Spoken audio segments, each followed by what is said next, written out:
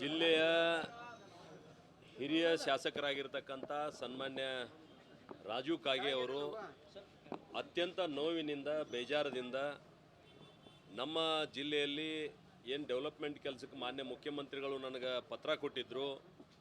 ಕಳೆದ 2 ವರ್ಷಗಳಿಂದ ಅವನು ಪ್ರಾರಂಭ ಮಾಡ್ತಾ ಇಲ್ಲ. ಹೀಗಾಗಿ ನನ್ನ ಮನಸ್ಸಿಗೆ ಬೇಜಾರಾಗ್ಯದ.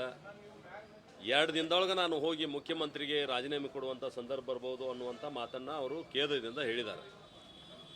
ನಾವು ಭಾಳ ದಿವಸದಿಂದ ಹೇಳ್ತಾ ಇದ್ದೀವಿ, ಈ ಸರ್ಕಾರ ಪಾಪರಾಗ್ಯದ, ಆರ್ಥಿಕವಾಗಿ ದಿವಾಳಿ ಎದ್ದದ, ಯಾವುದೇ ಶಾಸಕರಿಗೆ ಡೆವಲಪ್ಮೆಂಟ್ ಕೆಲಸ ಮಾಡಲಿಕ್ಕೆ ಫಂಡ್ ಅವರಲ್ಲಿ ಇಲ್ಲ. ಹೀಗಾಗಿ ಆಂತರಿಕ ಆಕ್ರೋಶ ಇವತ್ತು ಭುಗಿಲದ. ಇತ್ತೀಚೆಗೆ BR ಪಾಟೀಲ್ ಅವರು ಕೂಡ ಹೇಳಿಕೆಯನ್ನು ಕೊಟ್ಟಿದ್ದಾರೆ, ಮನಿ ಇದ್ರೆ ಮಾತ್ರ ಮನೆ ಅನ್ನುವಂಥದ್ದು, ಅಂದರೆ ಯಾರಿಗೆ ಹಣ ಕೊಟ್ಟರೆ ಮಾತ್ರ ಮನಿ ಸಿಗ್ತಾವೆ ಅನ್ನುವಂಥದ್ದು ಅವ್ರು ಹೇಳಿದ್ದಾರೆ. ಹೀಗಾಗಿ ನಾನು ರಾಜು ಕಾಗೆ ಅವ್ರಿಗೆ ಹೇಳಲಿಕ್ಕೆ ಬಯಸ್ತೇನೆ, ಕೇವಲ ನೀವು ರಾಜೀನಾಮೆ ಕೊಡೋದ್ರಿಂದ ಈ ಸಮಸ್ಯೆ ಬಗೆಹರಿಯೋದಿಲ್ಲ. ದಯಮಾಡಿ ನಿಮ್ಮ ಮುಖ್ಯಮಂತ್ರಿಗಳನ್ನ ರಾಜೀನಾಮೆ ಕೊಡಿಸ್ರಿ, ನೇರವಾಗಿ ಜನರ ಬಳಿ ಹೋಗೋಣ.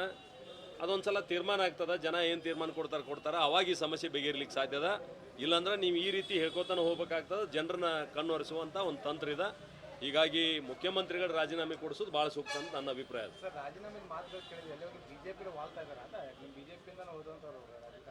ಅಲ್ಲ ನೋಡ್ರಿ, BJP ಸರ್ಕಾರ ಇದ್ದಾಗ ನಮ್ಮಲ್ಲಿ ಇದ್ರು, ಅವರು MLA ಇದ್ದರು, ಅವಾಗ ಎಷ್ಟು ಕೆಲಸ ತೊಗೊಂಡದ ಅವ್ರಿಗೆ ಗೊತ್ತದ. ಹೀಗಾಗಿ ವಾಪಸ್ ಬಂದ್ರೂ ನಾವು ಸ್ವಾಗತ ಮಾಡ್ತೀವಿ, ಏನು ತಪ್ಪಿಲ್ಲ.